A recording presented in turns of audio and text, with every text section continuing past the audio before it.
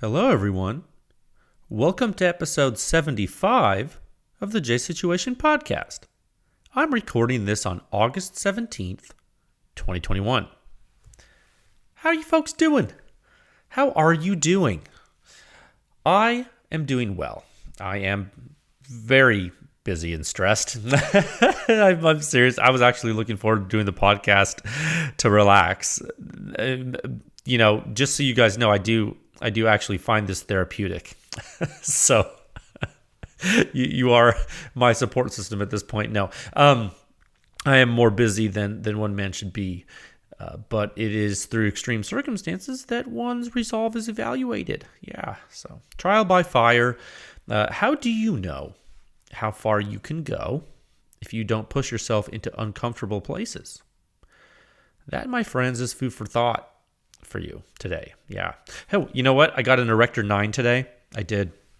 FedEx guy dropped it off from Silencer Shop. I ordered it in 2020, back in December 22nd of 2020. I looked, and that's when I bought it. That's right. That's not a Form 4 weight, ladies and gentlemen. No, that was a back order. Yeah. Form 3s take less than a week. Anyone who tells you Form 3s take longer is usually lying.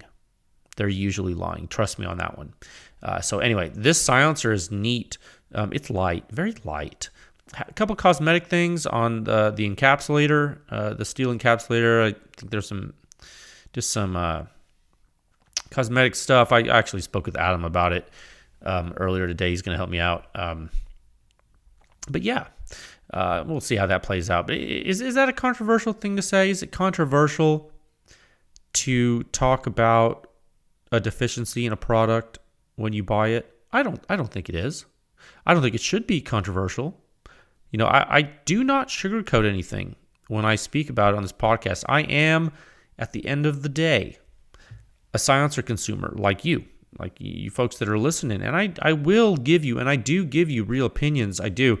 I don't get cherry-picked test samples for testing, guys. I don't.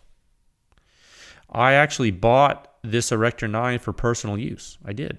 And it just so happens that I'm going to test it for you.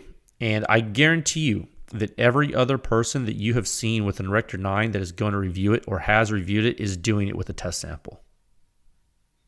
Not me. I'm going to do it with a silencer I ordered in December, like on launch day.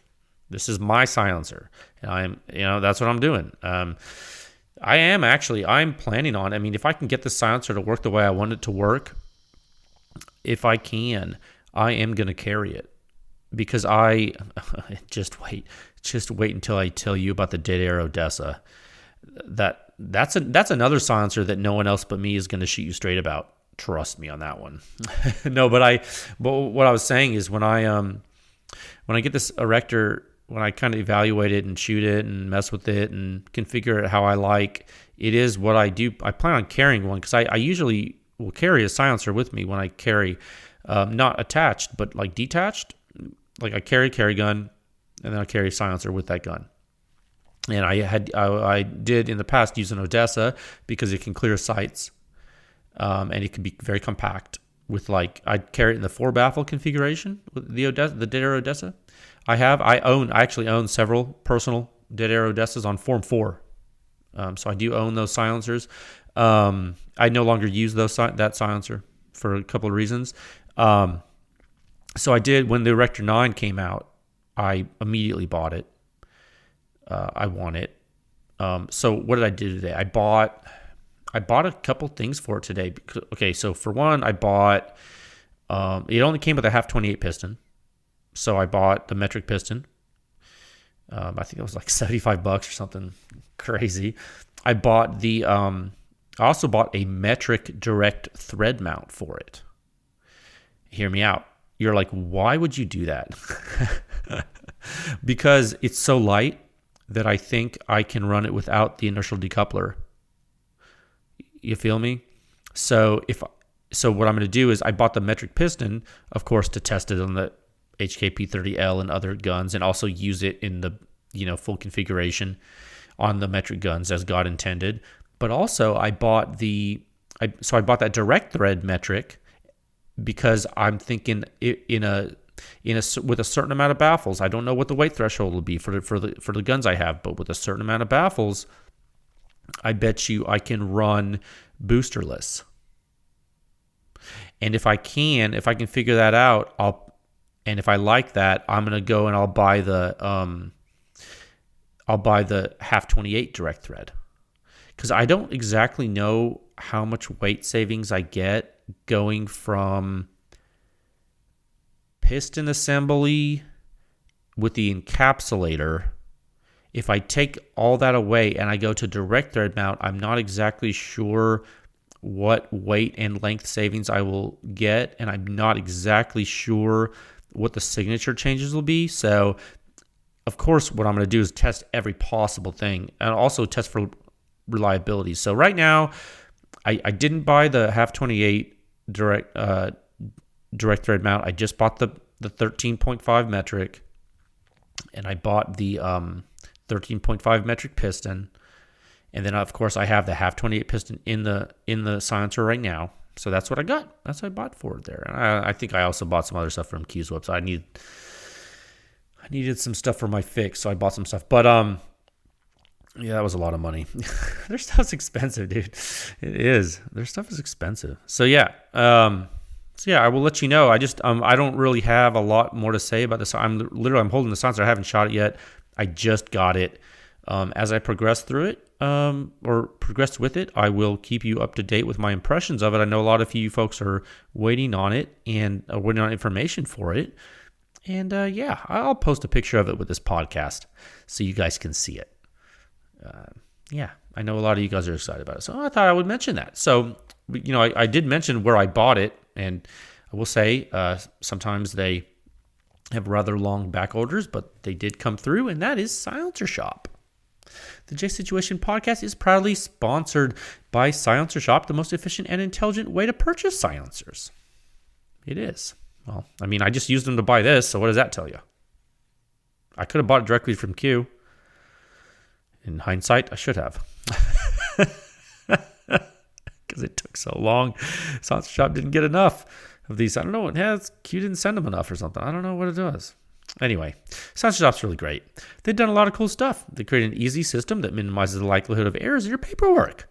They pioneered the use of the QR code on the actual Form 4 so the ATF can scan the code instead of inputting all that data themselves. You do not want ATF people fat fingering information to a computer, guys. Okay? Listen. I'm sure they're nice people.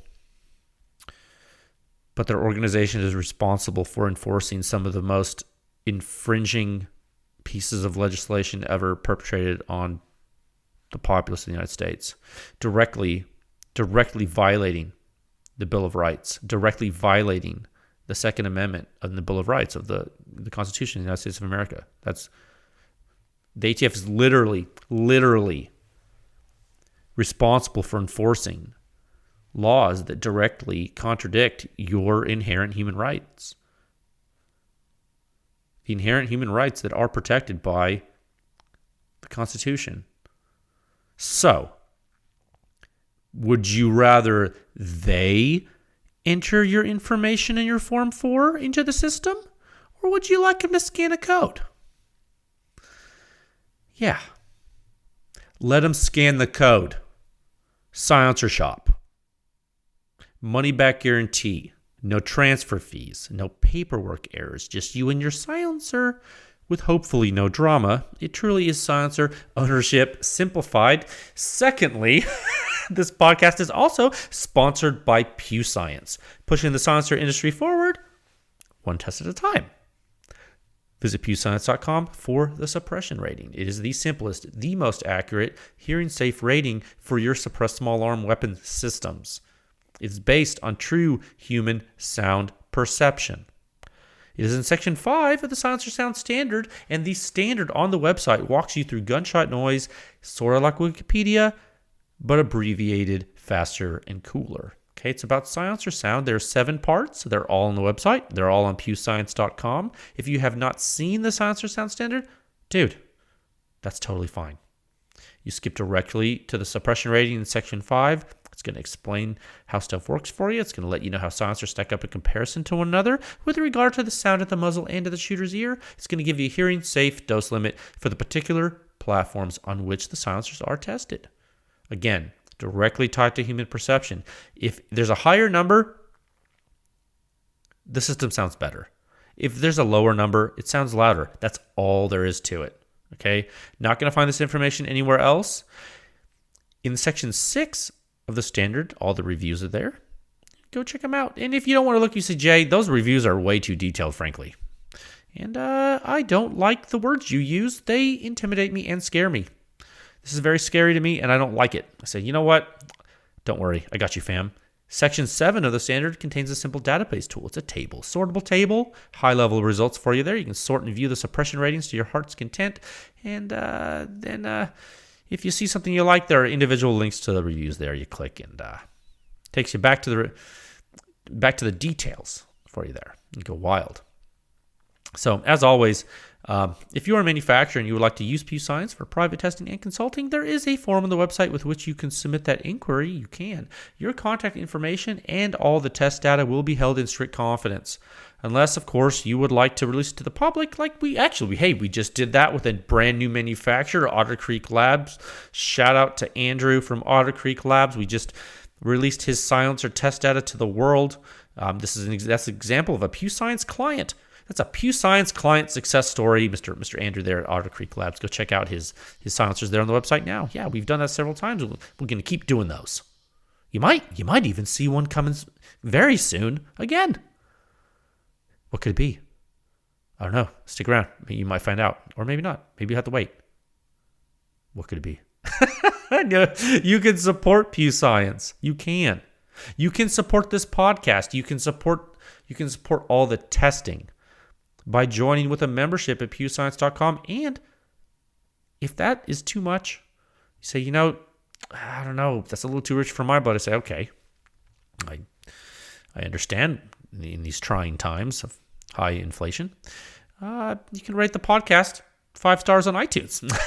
You can let folks know that, silencers and guns are awesome. Through normalization comes adoption by the general populace. Yes. Okay. Now, I have 4 topics for you today, folks.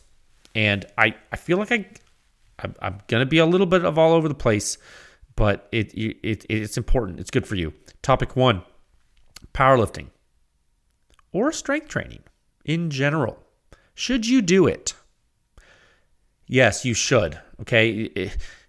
Is this gun related? Yeah, it kind of is. Stick around. Okay. It's important. Topic 2, new sound signature review coming this week.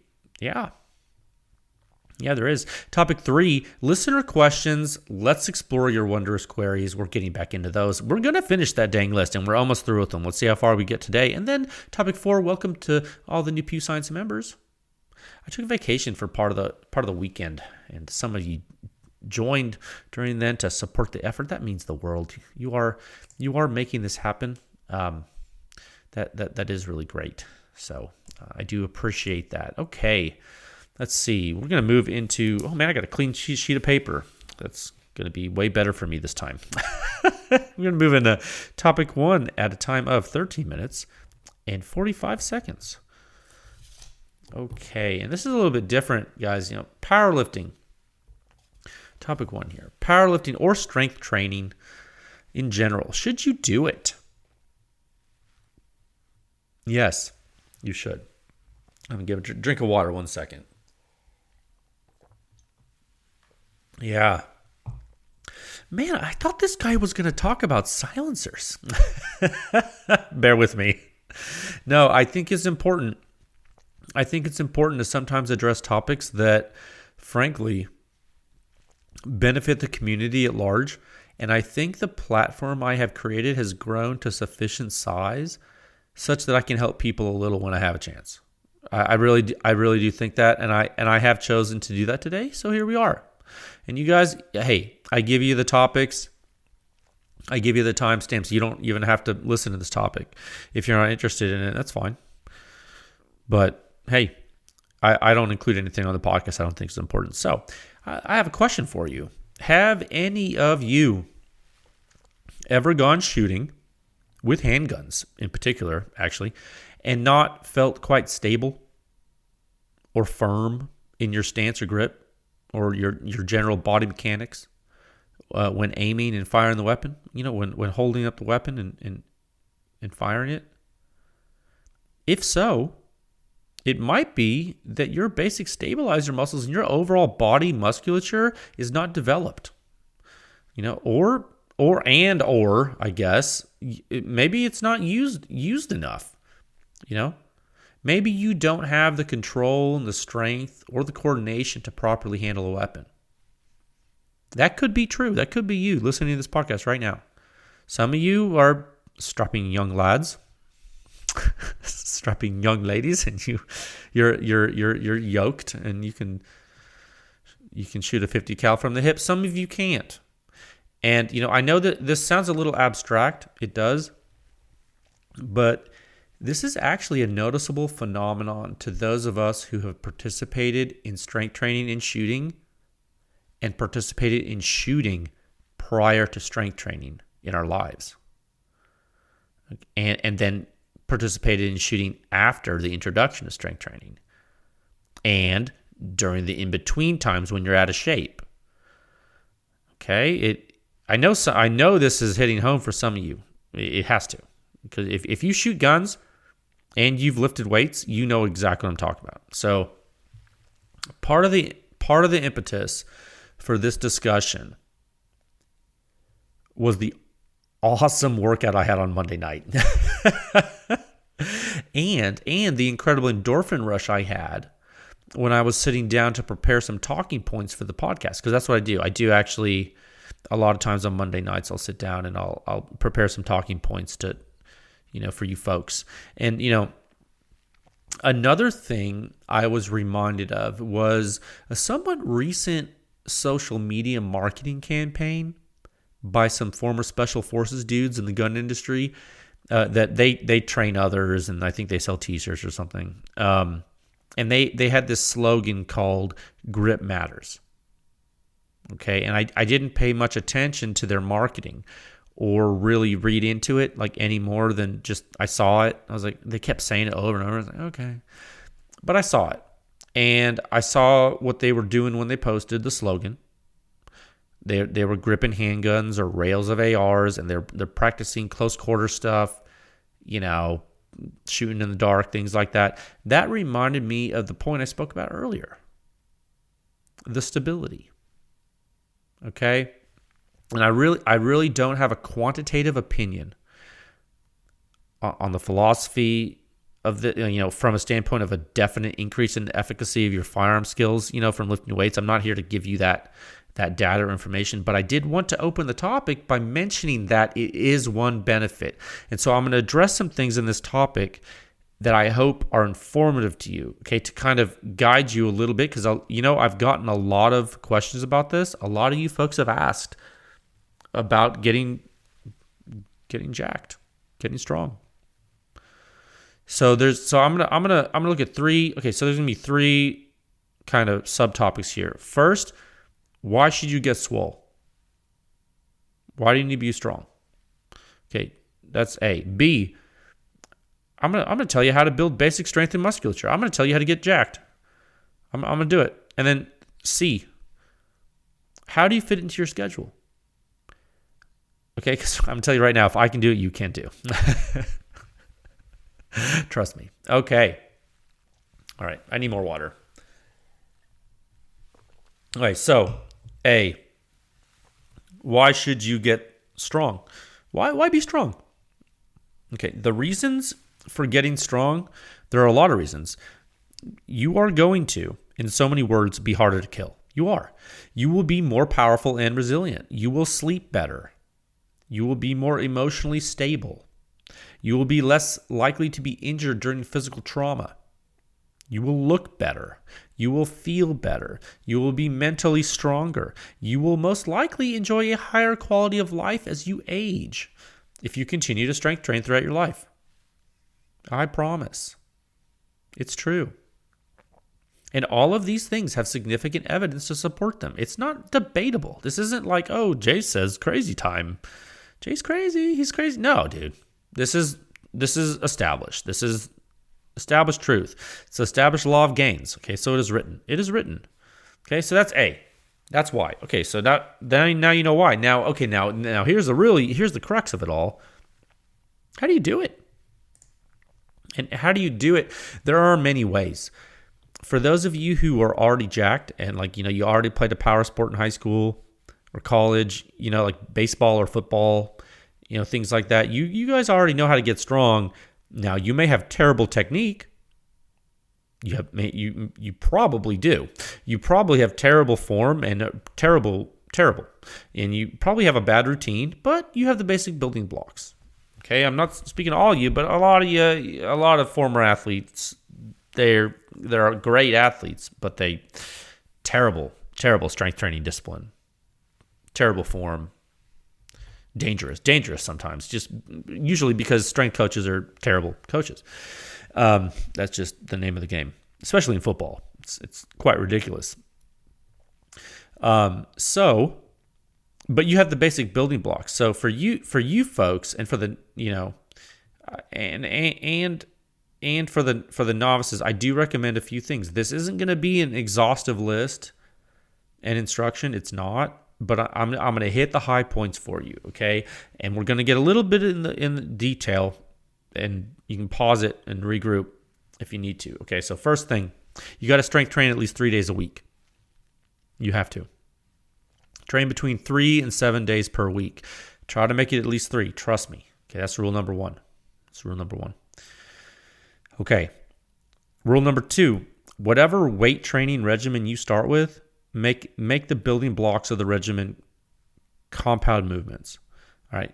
For example, if you're training your lower body in a day, start with squats or leg press or hack squats or jump squats or some kind of compound movement. I recommend squats because they are one of the most important strength training exercises one can do as a human. That it's very important. Okay. So compound movements. Okay. That's rule 2. All right.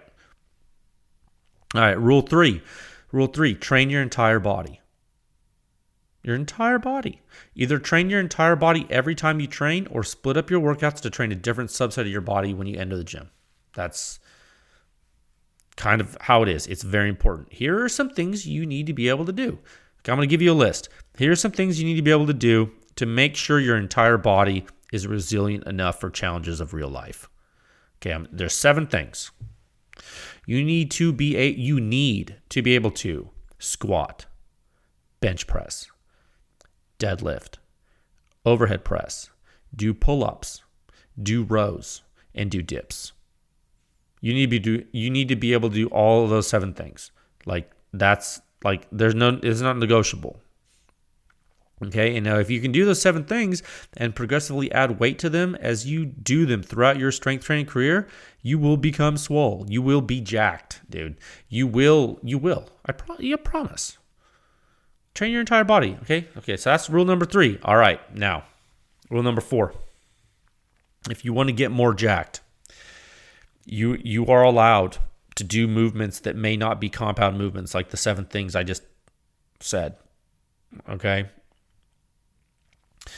You can get more jacked, but you can do things like, okay, you can add weight to the body weight exercises like the pull-ups and dips. You should be able to do at least you should be able to add a 45-pound plate for pull-ups or dips relatively early in your training career if you're a male. Okay, if you're a female, it's going to be harder, but you can add weight. There's no excuse to not add weight. Male or female, you will never progress with more weight with pull-ups or dips unless you start to add weight. Okay, you have to add progressive resistance. It's important, okay?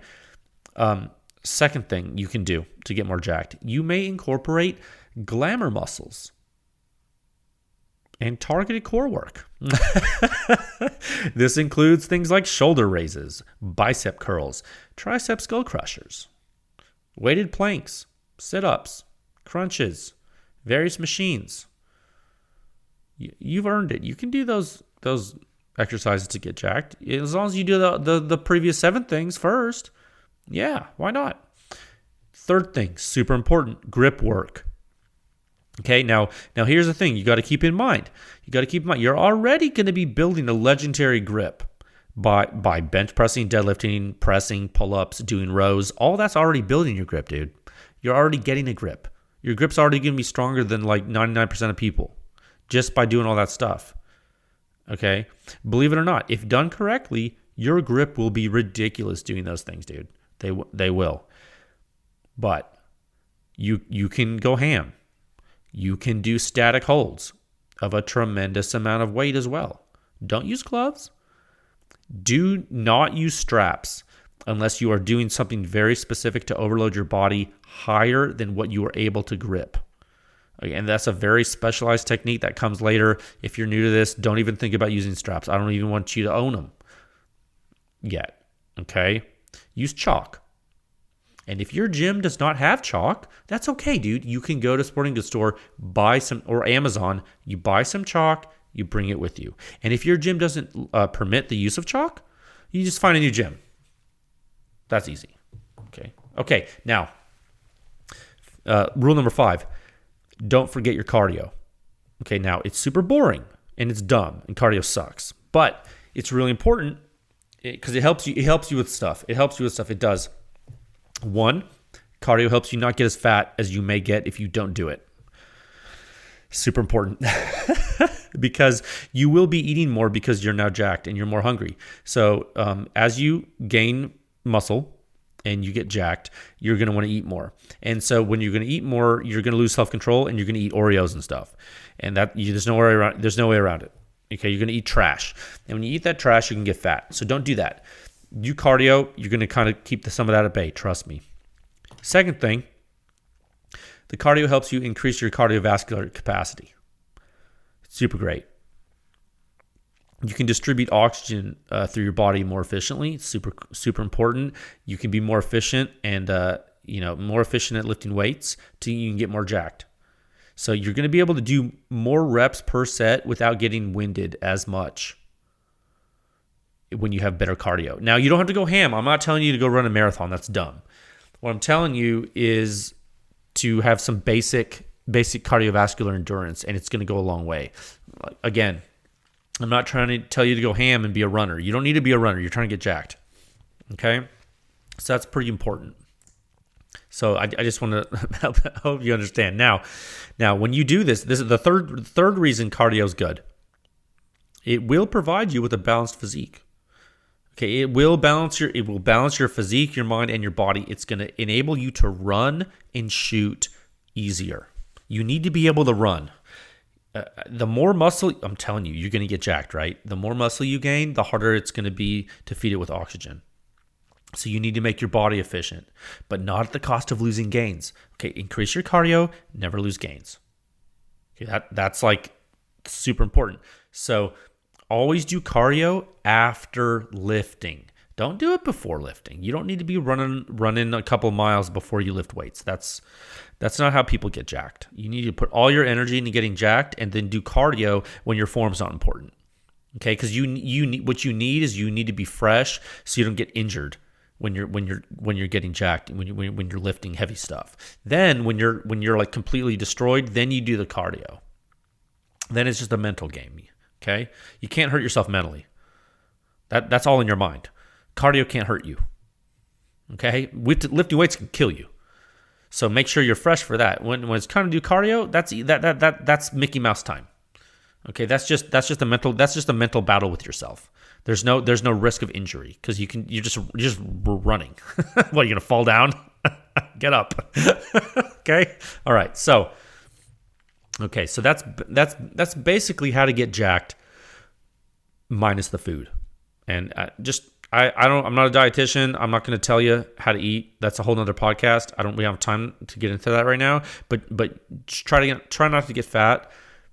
Eat more protein than you think you need. Okay, that part's important. Okay, we can talk about it in more detail later. If I get good feedback on this and you guys want to know more, we'll talk about diet. Okay, I got some good ideas for you. All right.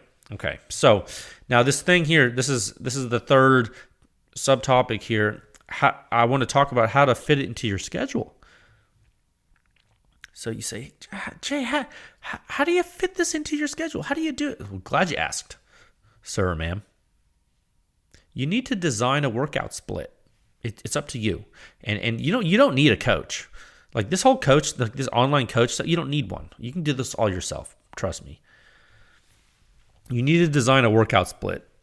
When you're first starting out, it may behoove you to do, like, for example, when you're just starting out, and sometimes even for advanced people, sometimes it's good to squat, bench, and deadlift and overhead press all in the same day.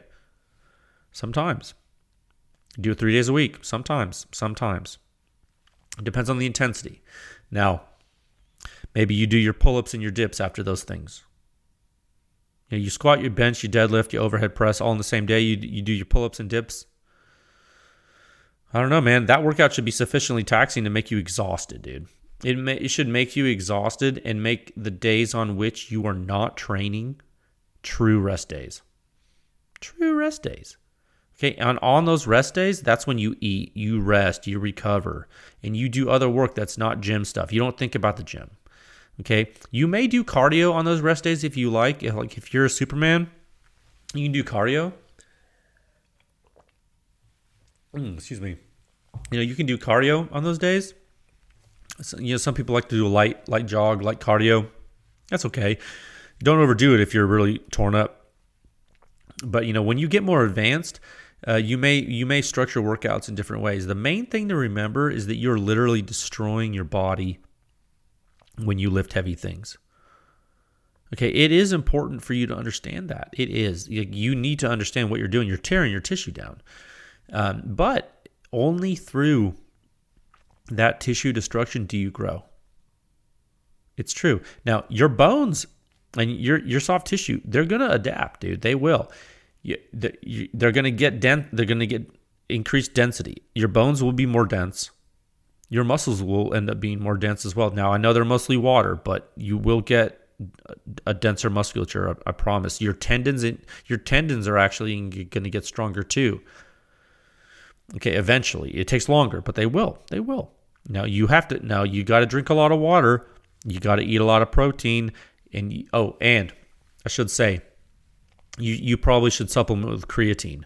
It is the most studied sports supplement that we have. It is, other than protein and water. Creatine is pretty much like there's been so many studies on it.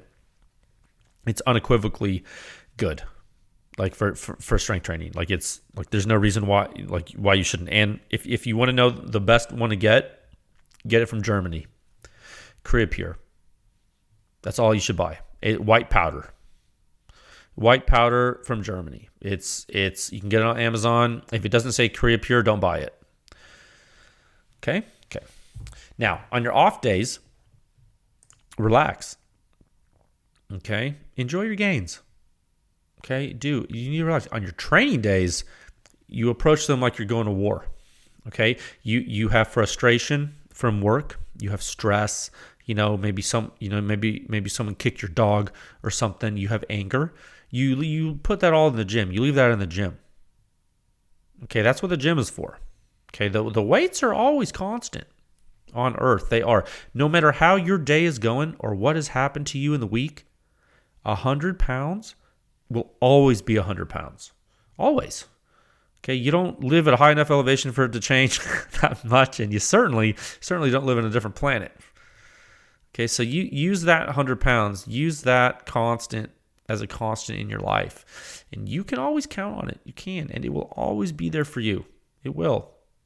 It's very important. So if you do all these things I talked about in this topic, if you do all of these things for 3 months regularly, dude, I'm talking about actually doing them regularly for 3 months straight, and you shoot less good than you shot before you started, I owe you a beer. But now here's the flip side, guys.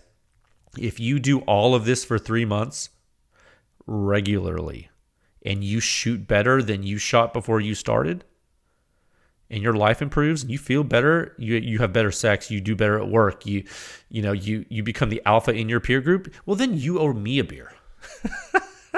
It's only fair. Okay.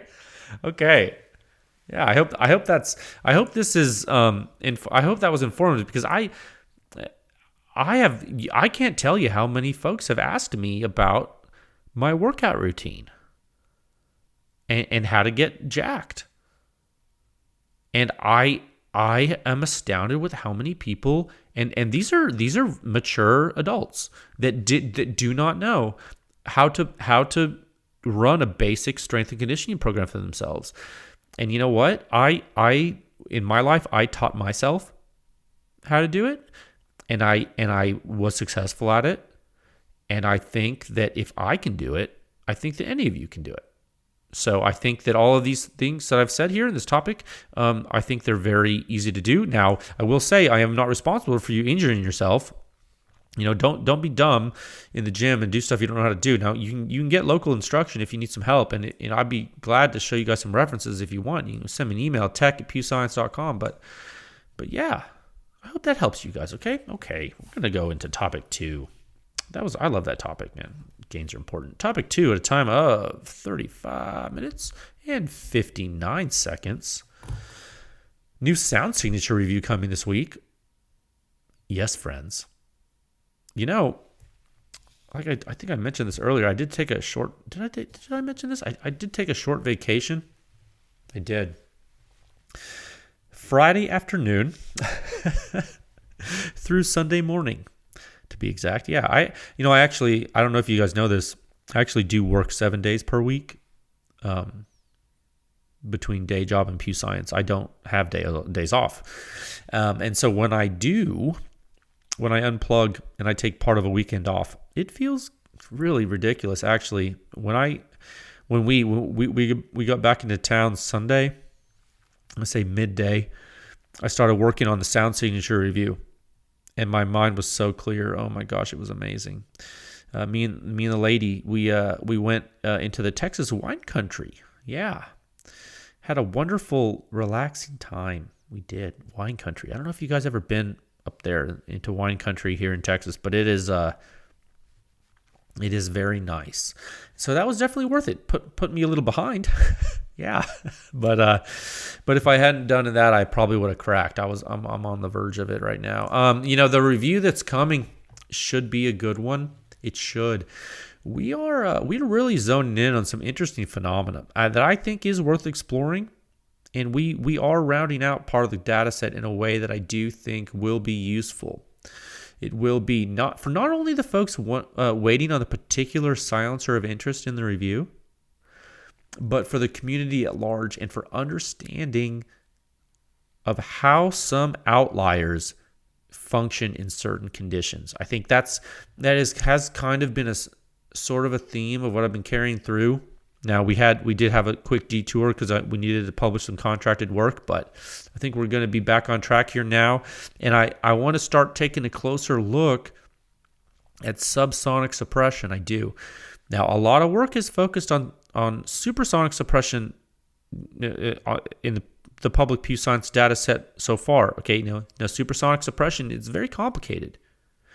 Yeah, now subsonic suppression can also be somewhat complicated for different reasons. And so I think as we attack both sides, we're going to learn some things that really shed light on silencer technology as a whole. And it's my hope that after a lot of this data analysis is complete, we will simply ignore certain designs for certain applications. I think that's kind of what's going to end up happening.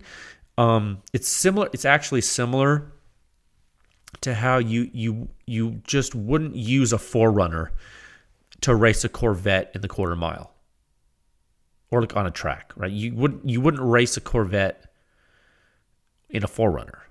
Like it doesn't make any sense, right? But you certainly wouldn't use a Porsche 911 at Moab either.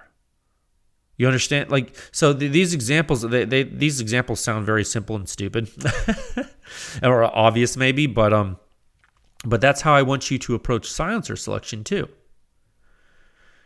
Okay, we not only have the technology, but we have the data and analysis to understand it.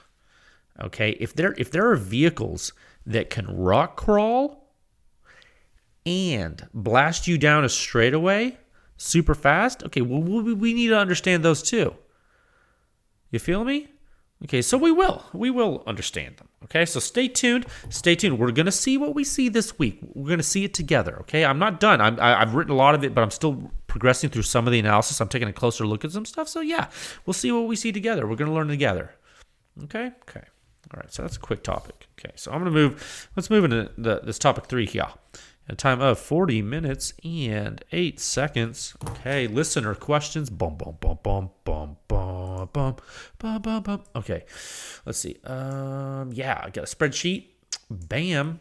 Yeah, your wondrous queries. You guys ask such great questions, and we're still in the thick of it here. I'm gonna get some water. Okay.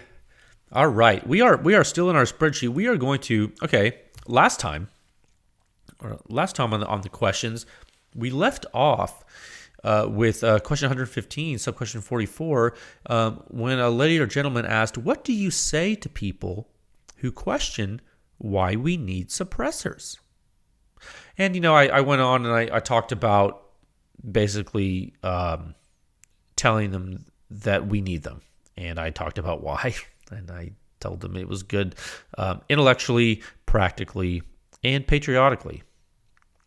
And I talked about the human element and why it was important to have a silencer. So if you're interested in my answer to that question, you can go back to the previous episode and check it out. Okay, we're going to move into the next question here.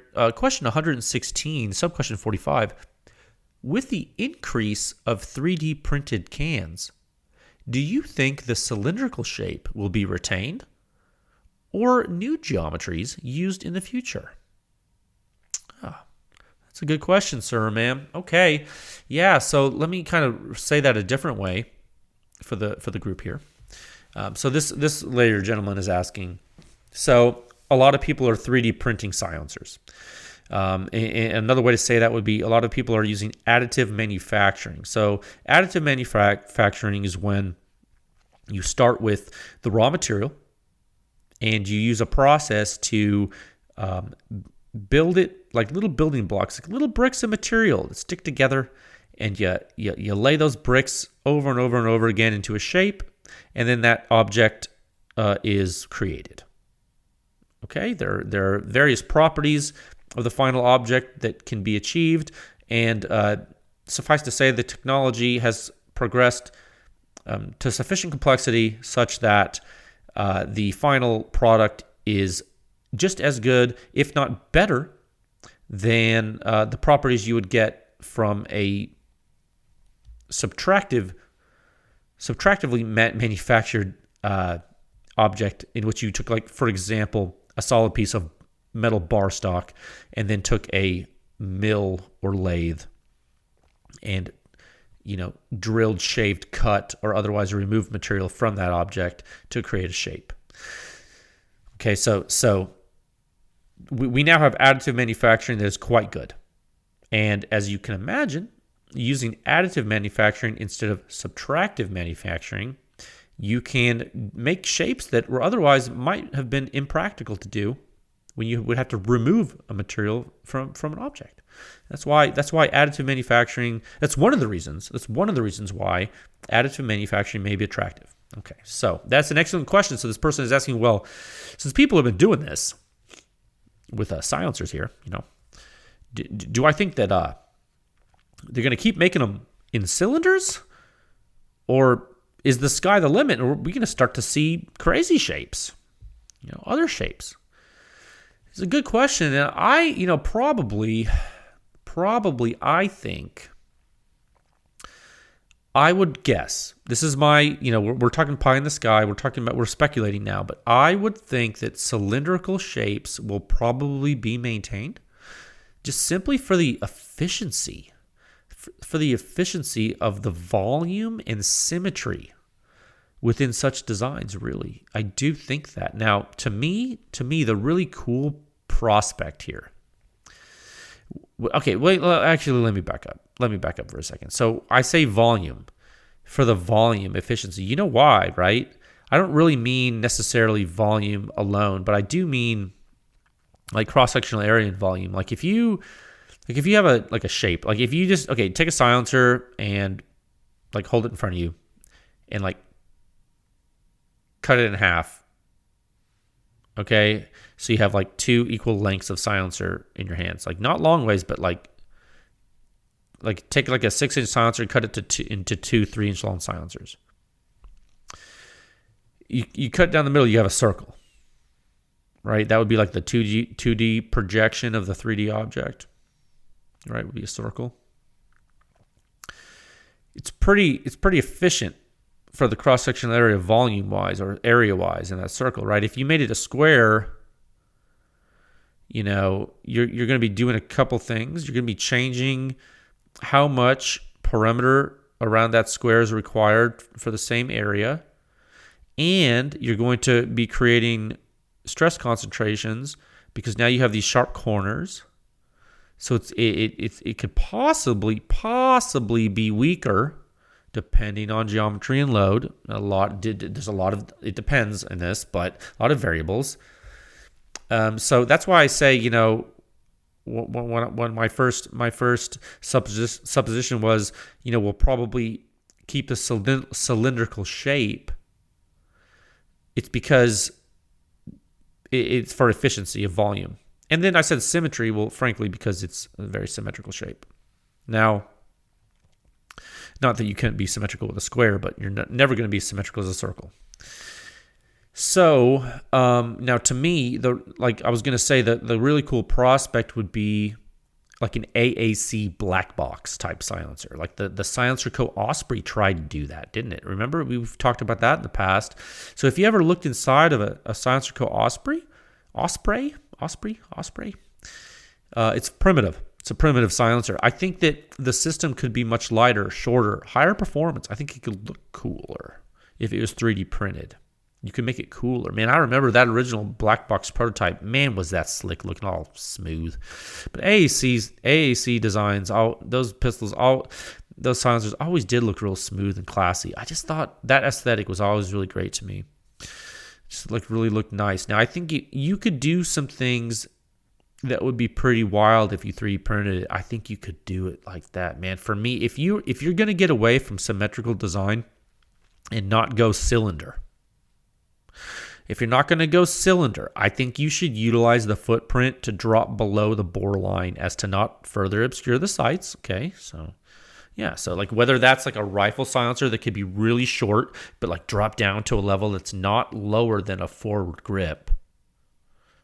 Okay, but remember, if you go too short, you're just not going to trap enough gas because you need multiple baffles. So there's that. Well, I guess maybe you don't. Maybe you need to think outside the box. Maybe we're not thinking baffles. Maybe we're thinking a different method of trapping gas. Okay, maybe there's some 3D printing stuff you could do here, right? I mean, we're talking 3D printing. So maybe you drop down below the bore line of the rifle, but not lower than the forward grip, so you're not making it crazy. But yeah, so you could do that. Like maybe you're thinking, oh, you know, you see those shotgun silencers they make nowadays, you know, things like that. Something like that. You drop down like that. Or maybe it's a pistol silencer. It drops down like the AAC black box. It drops down like the Silencer Co. Osprey. I think that'd be cool. So yeah, I think that's some of the geometries I see, sir, ma'am. So I hope that answers your question. That's kind of my gut feel. That's my off-the-cuff answer. I think if I get a little more thought, I can think about more. But that's what comes to mind immediately.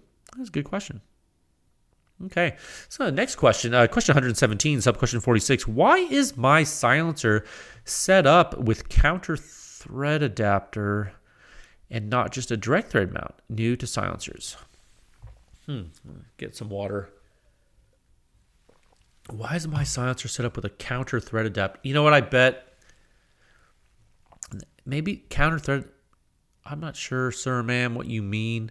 Maybe you mean QD thread adapter. Why is my silencer set up with a counter thread adapter and not just a direct thread mount? New to silencers. Yeah, you know what, sir, ma'am? I think you might mean QD. You know, it could be that you have a silencer like a Dead Air Sandman or a rugged rifle silencer like a Surge or a Razor, where like they all use their own proprietary mounts and they're not direct thread. It could be that. You know, it's actually becoming less common.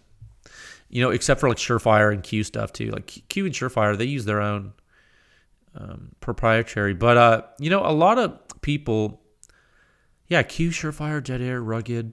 Isn't it funny? You know, I just now, I'm sorry to derail this, but That's interesting. Dead air, Q, rugged, surefire. I guess Silencer Co. I'm just thinking of like the proprietary mounts, but like Silencer Co. A lot of it you can just take apart. I did the universal, but maybe it's rugged, dead air, surefire, Q. What other? And when I say dead air, of course I'm just talking about the Sandman. What other companies like it where it's like only their mount? Oh yeah, that's right. Knights Armament. Knights Armament uses their own. I'm just thinking of like the really big popular names right now that use their own mounts, and like which ones of those have gone to Universal. Out of all those ones I just mentioned, the Dead Air, the Rugged, the Surefire, and Q, only Dead Air has changed. Right? For the rifle silencers, Dead Air made the Nomads because Surefire doesn't have Universal, Rugged doesn't have Universal, and Q certainly doesn't either, except on their direct thread, half Nelson, full Nelson. All their other rifle silencers use the cherry bomb. That's interesting, huh? I guess I never really grouped them like that. But you see, like those are like the kind of the big guys. Why do you think they do that? Why do you think they use their own mount? Okay. So this is a good question, right? Because now we go back to this question, this lady or gentleman's question. A lot of people are using the universal rear mount interfaces now, right? So folks can use their mount of choice, right? So to answer the question, sir, ma'am, QD mounts that are proprietary are often designed to work with specific silencers. Okay, they like relatively well. That is, they're designed to work with the silencers. Like, I know that sounds like a stupid statement, like, oh, of course it does, but like what I'm saying is sometimes they possess features that make the certain silencer actually perform better in some ways. Okay, in other words, the mount helps the silencer perform correctly as in the design was intended to perform better than it would with a third-party mount. Okay, that can happen. Okay, what do we know about Q, for example? You take a Trash Panda and you stop, or a Thunder Chicken, you stop using a cherry bomb and you do one of those third-party things that doesn't diffuse the blast. Like maybe you get a little tiny micro brake thing. Who's a company? Reardon or Liberty Precision Machine? What are these companies? These companies that make these mounts. I'm sure they're very nice quality. They make these mounts, but what if they're not the same geometry? What if they result in a different gas jetting onto the silencer? Can it be okay? Absolutely, it can be okay. What if you use the wrong one? Will it result in more wear on your Trash Panda, your Thunder Chicken titanium silencer? Could. It most certainly could. Depends on the barrel length, depends on the cartridge, depends on your firing schedule, depends on the silencer, depends on your everything. But that is one example. Oh, here's another thing. What if you, I don't know. What if you, I'm trying to think about how you would change a Rugged or Surefire. You have to cut it apart. That'd be dumb. Anyway, you're already changing a Surefire performance using a War Comp versus a 3-prong. You've seen that. Mount can make a difference. So, it can. So, sir, ma'am, without knowing what your exact silencer is, I'm not sure. It's a great question. Your overall question was, why isn't my silencer just a direct thread? And it's because it might need its own mount. Or your question could have been, because you said counter thread adapter. You could have meant, you might not have said QD. Maybe you're talking about a universal mount, and you're saying, why does my silencer have a universal mount? And it could be because people just love it. It could be because people just really love the choices and the flexibility, and they want to be able to use whatever mount they want. Some manufacturers believe in that. Some don't. I think both are right. I do. There's pluses and minuses to both sides. Okay. That's a great question. I don't know if I answered it because I didn't understand it, but I didn't understand what you actually asked, but I hope that helped. Okay, question 118, sub-question 47. Best silencers for flash suppression, preferably a short can for a short rifle.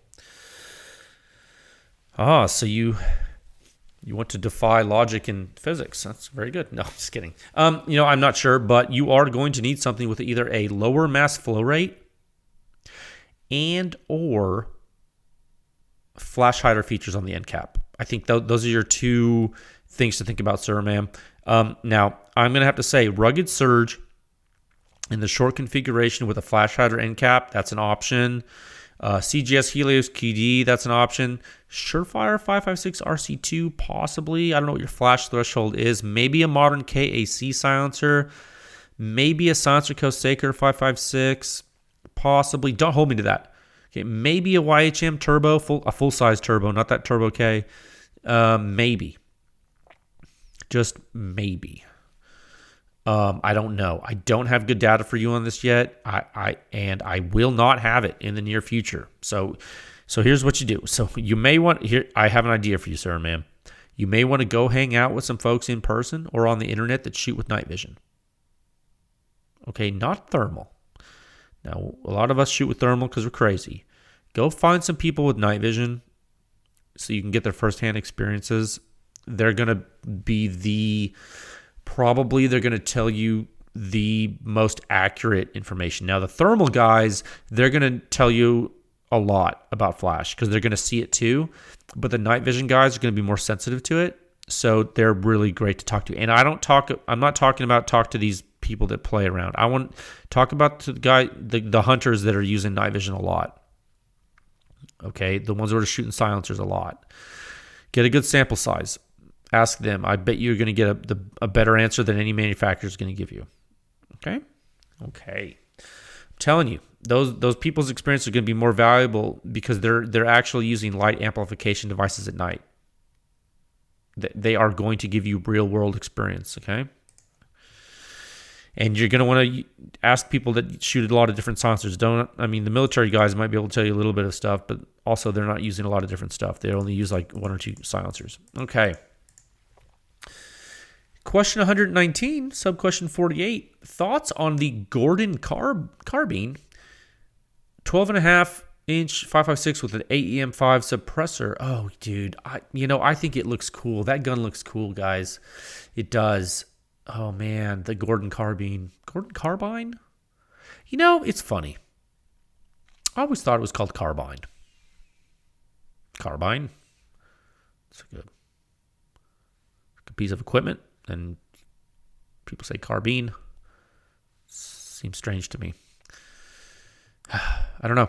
I think this Gordon one looks cool, though. I do need to test it. I imagine it can be fairly quiet for a couple of reasons.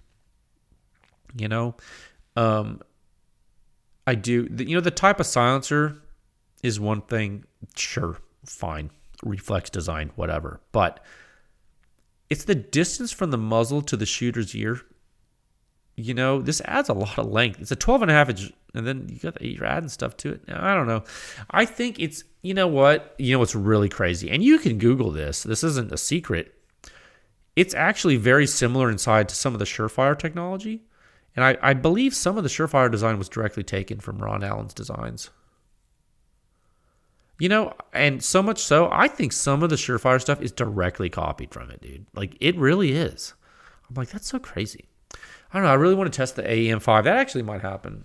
You think it will? Okay. Thank you. That's a great question. Question 120, sub-question 49. Ideal build for a 10.3-inch to 11.5-inch 5.56 for being run suppressed. Oh, man. If you're sitting in your car listening to this, you're answering this before I can even say it. Say it with me, folks. 11.5-inch mid-length gas, adjustable gas block, Surefire OBC. Boom. No, that's just my favorite. If you can't find an OBC, get an LMT enhanced with an H2 or an H3. And if you can't find that, mil spec with H2 or H3. Forget everything else. It's not worth your money. Now, spring of choice, don't go crazy. Spring of choice, don't. Oh, you know what? And I should say, I would be remiss, and I owe someone an apology. I owe all of you an apology, actually. I need to clarify something I said. It was a little short-sighted. I take responsibility. Now,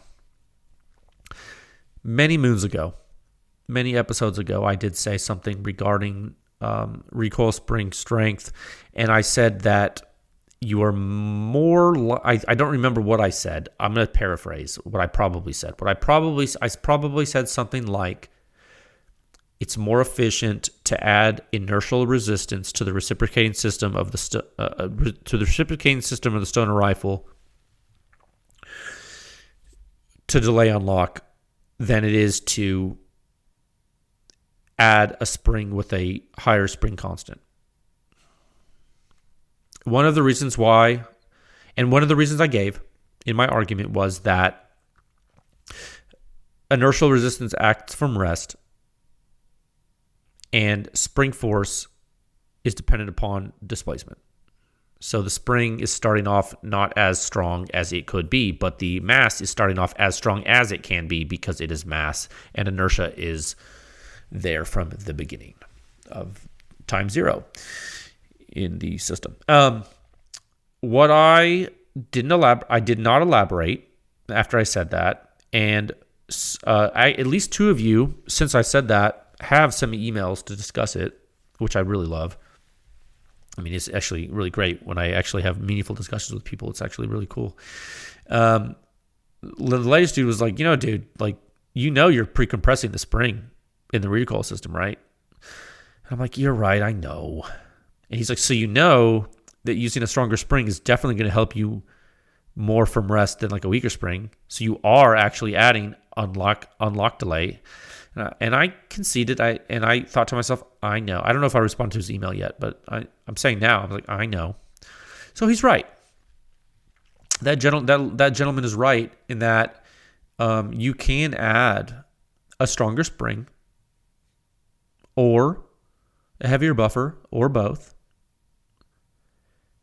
to slow the unlock. Now, here's one thing I should say, and one reason I shy away from stronger springs. When you compress that spring, it's going to have to come back. Yeah? Why would I want a stronger spring on the return stroke? Sometimes it wouldn't be necessarily a bad idea. But what if it's too strong? You know what I mean, Jelly Bean? So I am of the opinion, having not done the calculations or the in-depth kinematics testing that I think this deserves, I am of the opinion that it is safer for me to tell you to add mass than it is to have a stronger spring for your part's longevity. Is that a lazy answer? Sort of. Is it a safer answer for the community at large? Yes, I do believe it is. I believe it's safer. It's a safe bet. Now, if you're smart and responsible, can you use a stronger spring? Absolutely. I think I'm concerned. I am concerned that you start chasing your tail a little bit. Like, what if you, okay, and hear me out, guys. Let's say let's go down this rabbit hole a little bit. Let's say you add a stronger spring. Not that you're adding a stronger spring. Let's say you start with a stronger spring. So, like, instead of the carbine spring, you use a carbine spring that's like a whatever. I don't know the different spring coat, orange, green, red, blue, black. I don't know, gray. I don't know what those are. Someone always asks me about those. I'm like, I don't know what that means. If you use a spring that's stronger or has a higher spring constant than stiffer, has a higher spring constant than a carbine spring, and you start with that, and you start with an H2 buffer, well, you're definitely going to have to open up your gas more, right? Well, wow. So you're already like introducing more gas into the system. So you're adding more gas impulse. So I'm thinking to myself, you already know what minimum spring you need to bring your carrier back to chamber around. So are you? And I'm asking this question sincerely. Are you fighting yourself by starting with a stronger spring? Then you need to actually operate the weapon. Like, why would you do that? I was just thinking about that. I was like, why? When you could just add mass instead. Is it a return velocity issue? Is it a velocity profile issue? Do we need to measure the kinematics and determine what the risk is of parts breakage on the return stroke? I don't know. Do you understand what I'm saying? So it's like, it's not that I didn't think about these things when I said this before. It's not that I neglected the fact that the spring can help you from rest. That's not true. I didn't necessarily neglect that, but I did think about what you actually need to return cycle. And I chose not to introduce that complication to you because I don't know that it is required. Now, I see a lot of people say, man, once I put that strong spring in there, my rifle ran so good. Duh. And I'm like, okay, your rifle ran so good. And because you used a stronger spring. Okay, it's interesting. Why? Why did you need to do that? That's what I always think about. I'm like, what else is going on with your rifle? I always think about that. I'm like, was your rifle grossly overgassed? So it was like overcycling so that when you added the stronger spring, it slowed it down enough. And it's like, was that, or could you have just achieved the same thing with a heavier buffer? Like, I don't know. You know what I mean, Jeremy? And how does your gas port sized? You know? So yeah, so anyway, I mean, I didn't mean to derail that question, but that's one thing that I think is important. Like you kind of got to look at, so what I originally told this later gentleman, I said, spring of choice, don't go crazy. And that's because I don't think you need those super overpowered springs in a carbine. Now, if you're using a rifle length system, this later gentleman is not asking that. They said the ideal build for a 10.3 or 11.5, 5.56. They're not asking about a rifle length system. This isn't a 20-inch gun. Okay.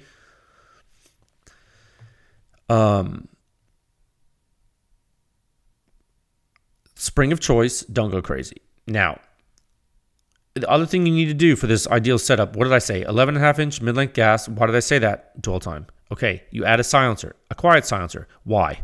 Why am I saying quiet silencer for this? You said ideal build. You add a quiet silencer. Why? Because the host is going to be awesome. Thank me later. Extremely short dwell time of the host weapon. The silencer is going to add dwell time. Really quiet silencers often add a lot of dwell time. Start with a host that has almost no dwell time. Add a really quiet silencer, dial on the gas, and enjoy one of the smoothest suppressed AR-15 experiences possible with an SBR, with a short barrel. Now, you can go really long barrel, like I'm saying. You can go really long barrel and you have a great experience too, but that was not your question. Was not your question, okay? Okay, I hope that helps. All right. Question 121, sub-question 50. How far away are we from seeing more 22 silencer data? Great question, sir, man. Probably pretty far. Because although it is cool to know about that stuff. I do enjoy it. I am most concerned with people's hearing damage right now. And right now, we need to get more data out on things that are really dangerous for your ears right now. I think that the 22 reviews I have published show the drastic differences in 22 host and 22 silencer configurations. I showed the rugged Oculus in both configurations and on 2 different types of hosts. I did. Because I wanted to show you how loud a 22 suppressor could be. I did. I wanted to show you how loud it could be.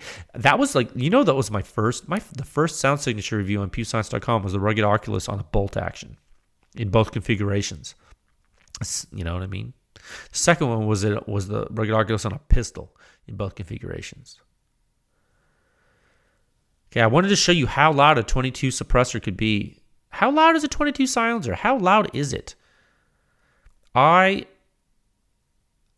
like a suppressor, silencer. How loud is suppressed 22? I mean, a lot of people, it's like, oh, it's so quiet. It's like, yeah, it can be. It can be. It can also be louder than a centerfire suppressed rifle, depending on the setup. It's important for people to understand. People don't understand this unless they see the data. Okay, and that's why I did that. Those 2 reviews are very, very valuable for that. And I know you guys want that. I know it's important to you, but at the same time, my priority is elsewhere right now. Now, I will probably do them in the not so distant future just because I think a company might be interested in doing one under contract and might be forcing me to do some. And I'll be like, I'll test some more too, just because I'm getting them, and I might do that. But right now, man, like, I think you stick with a modern one. Don't get a Silencer Co. Sparrow because it has a lot of first-round pop.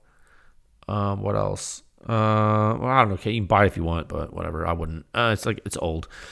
There's like way newer stuff. You get the rugged stuff, dead air stuff, Q stuff. There's a lot of good 22 stuff out there. It's not hard to make a quiet 22 silencer anymore. We already know how to do that. So you should be all right. Yeah. Okay. Sorry. I hope that helps.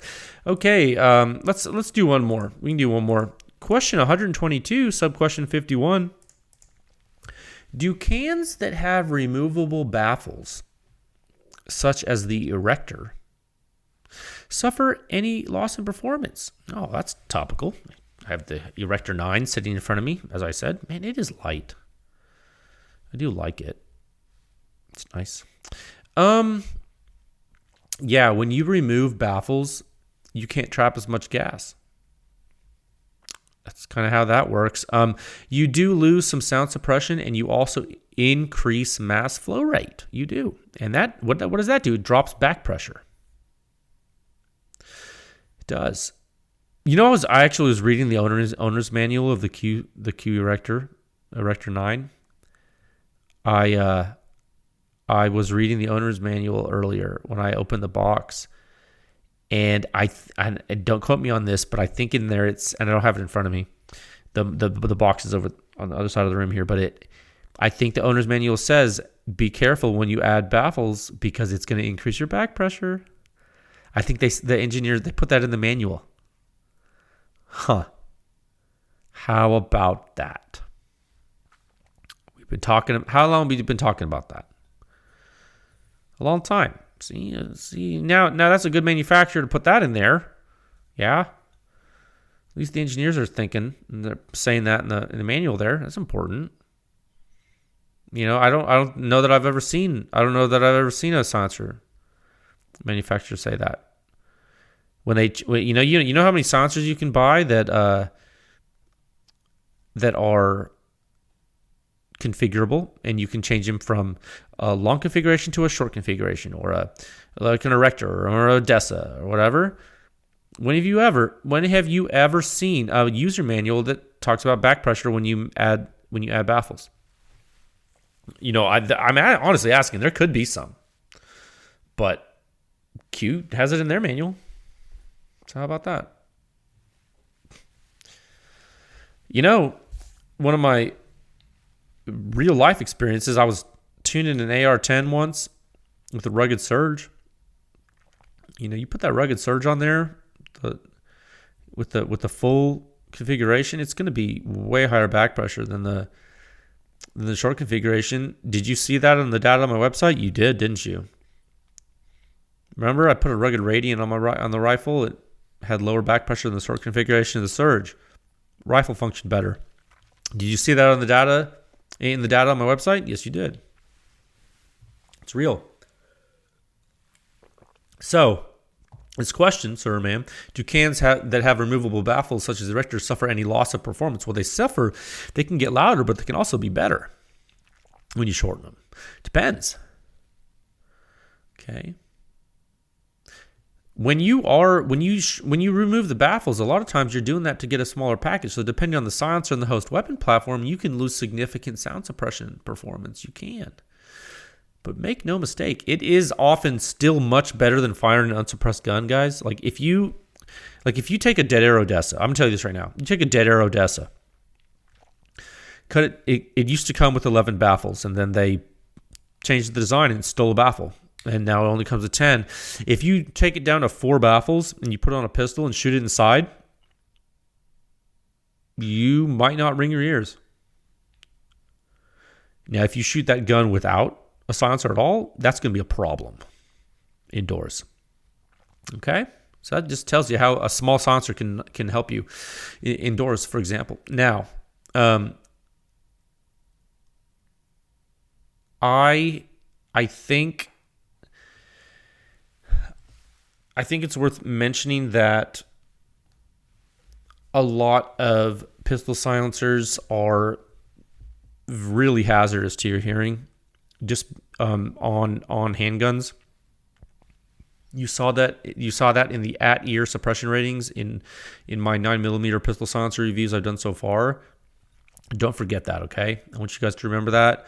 I don't want you guys to think that you're going to get some Hollywood quiet 9mm pistol thing going, because you're not. Not with that extremely special ammo, with a really good silencer, okay?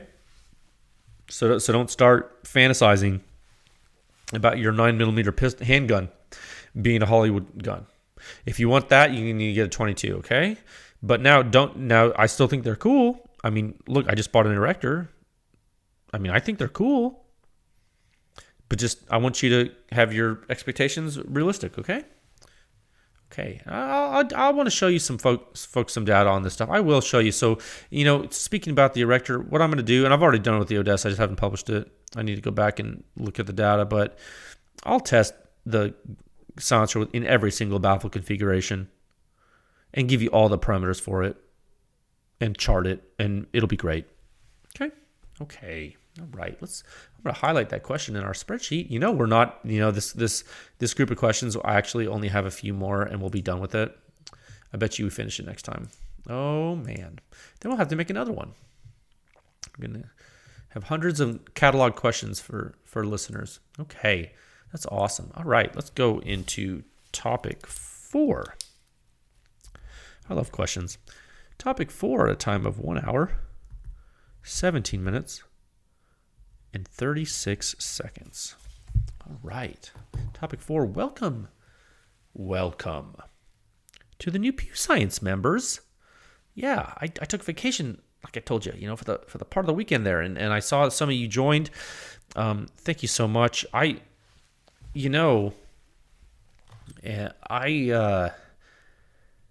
still can't believe it.